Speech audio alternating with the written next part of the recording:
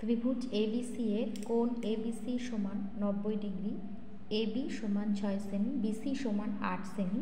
ত্রিভুজ এবিসি এর পরিব্যাসার্ধের দৈর্ঘ্য কত?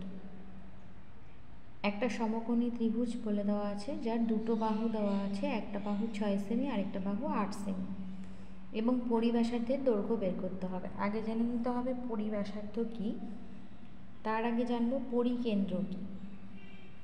পরিকেন্দ্র জানতে গেলে প্রথমে আমি আগে ত্রিভুজ এঁকে নিচ্ছি। যে কোনো ত্রিভুজের ক্ষেত্রে, যে কোনো ত্রিভুজে তিনটা বাহু আছে, ধরো নাম দিলাম এবিসি। প্রত্যেকটা বাহুর লম্ব সমদ্বিখণ্ডক এঁকে নিই। প্রত্যেকটা বাহুর লম্ব সমদ্বিখণ্ডক যে বিন্দুতে ছেদ করবে সেই বিন্দুটার নাম হচ্ছে পরিকেন্দ্র। সেই পরিকেন্দ্র থেকে যে কোনো শীর্ষবিন্দুর দূরত্বটাই হচ্ছে পরিব্যাসার্ধ।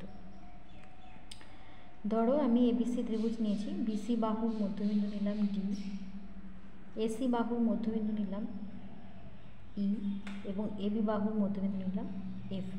তাহলে ডি বিন্দুতে আমি একটা লম্ব আঁকছি, তাহলে এটাই হয়ে গেল বিসি বাহুর লম্ব সমদ্বিখণ্ডক। ই বিন্দুতে এসি বাহুর উপর একটা লম্ব আঁকবো, তাহলে এইটাই হয়ে যাবে এসি বাহুর লম্ব সমদ্বিখণ্ডক। এবং এবি বাহুর মধ্যবিন্দু এফ বিন্দুতে এবি বাহুর উপরে লম্বটা আনছি, এই লম্বটা হয়ে গেল এবি বাহুর লম্ব সমদ্বিখণ্ডক। এই যে লম্ব সমদ্বিখণ্ডক তিনটা যে বিন্দুতে ছেদ করলো, এই বিন্দুটাকে বলা হয় পরিকেন্দ্র। এই বিন্দু থেকে ত্রিভুজের যে শীর্ষবিন্দু আছে তিনটা, যে কোনো শীর্ষবিন্দুর দূরত্বই হচ্ছে পরিব্যাসার্ধ। তাহলে আমরা জেনে নিলাম পরিব্যাসার্ধটা কি। এবার অঙ্কে চলে আসি। এখানে ত্রিভুজটা কিন্তু এইরকম ত্রিভুজ নয়, এটা তো আমি সূক্ষ্মকোণী ত্রিভুজ এঁকেছি। এখানে কিন্তু সমকোণী ত্রিভুজের কথা বলা আছে 90 ডিগ্রি। তাহলে আমি সমকোণী ত্রিভুজটা এঁকে নিচ্ছি। সমকোণী ত্রিভুজের দেখো বি কোণটা 90 ডিগ্রি বলা আছে, মাঝখানে যে কোণটা থাকে, তাহলে বি কোণটা এইটা হচ্ছে 90 ডিগ্রি। এবং দুটো বাহু বলা আছে এবি 6 সেমি আর বিসি 8 সেমি, মানে এই দুটো বাহুর মধ্যে এবিটা ছোট, তাহলে এদিকে এ নাম দিচ্ছি, এটা 6 সেমি, আর এদিকে সি নাম দিচ্ছি বিসি, বিসি হচ্ছে 8 সেমি।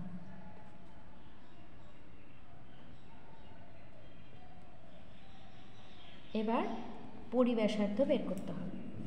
তো দেখো দুটো বাহুর দৈর্ঘ্য জানা আছে, অতিভুজটার দৈর্ঘ্য জানা নেই, তাহলে পিথাগোরাসের উপপাদ্য অনুযায়ী আমরা অতিভুজটা বের করে নেব। অতিভুজের স্কয়ার সমান কী হয়? লম্ব স্কয়ার যোগ ভূমি স্কয়ার। তাহলে আমরা এখান থেকে পাবো এসি স্কয়ার সমান AB square plus BC square. এখানে লিখে নিলে ভালো হবে, সমকোণী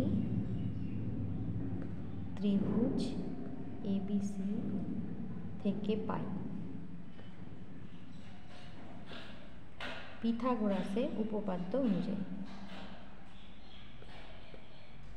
এটা তোমাদের বোঝার সুবিধার্থে লিখে দিলাম পিথাগোরাসের উপপাদ্য অনুযায়ী। এবার মান বসাবো।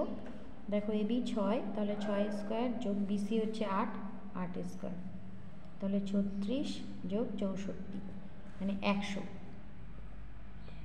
100 মানে কত? 10 স্কয়ার। তাহলে এসি স্কয়ার সমান 10 স্কয়ার, অতএব এসি সমান 10 সেমি। তাহলে এটা পেয়ে গেলাম 10 সেমি। এবার পরিব্যাসার্ধ কি করে বের করব? সমকোণী ত্রিভুজের ক্ষেত্রে পরিব্যাসার্ধ কি হয়, পরিকেন্দ্রটা কোথায় হয় সেটা আগে জেনে নিই। সমকোণী ত্রিভুজের ধরো এই যে বিসি বাহু, এর লম্ব সমদ্বিখণ্ডক, তাহলে তিনটা বাহুরই আমি আগে মধ্যবিন্দু বের করে নিচ্ছি। আমি কিন্তু এত ডিটেলসে করাচ্ছি শুধু বোঝার জন্য, এই অঙ্কগুলো কিন্তু এমসিকিউ হিসেবেও আসে, তো ডিটেলসে বুঝিয়ে দিচ্ছি যাতে বুঝতে অসুবিধা না হয়। মানগুলো যে কোনো থাকলে তোমরা সহজেই বের করে নিতে পারো। তো প্রত্যেকটা বাহুর যদি লম্ব অঙ্কন করি, দেখো লম্ব সমদ্বিখণ্ডক আঁকলে কিন্তু কোথায় ছেদ করছে? এই যে অতিভুজের মধ্যবিন্দুতে। তাহলে পরিব্যাসার্ধ কী হবে? এখান থেকে এ বিন্দুর দূরত্ব, এখান থেকে সি বিন্দুর দূরত্ব সমান হচ্ছে, তার মানে এটা কি হয়ে যাচ্ছে? অর্ধেক হয়ে যাচ্ছে। পরিব্যাসার্ধটা হয়ে যাচ্ছে অতিভুজের অর্ধেক। তাহলে লিখব অতএব ত্রিভুজ এবিসি এর পরিব্যাসার্ধ সমান AC/2, মানে অতিভুজের অর্ধেক।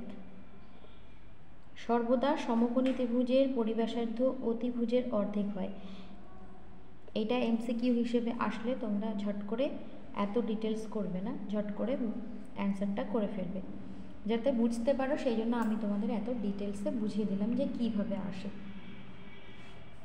তো পরিভাষাদের দৈর্ঘ্য হচ্ছে 5 সেমি, এইটাই অ্যান্সার। কেমন লাগলো ক্লাসটি অবশ্যই কমেন্ট করে জানিও। যদি ভালো লেগে থাকে অবশ্যই লাইক শেয়ার করো। খুব ভালো থেকো, সুস্থ থেকো। নেক্সট ক্লাসে আবার কথা হবে। ধন্যবাদ।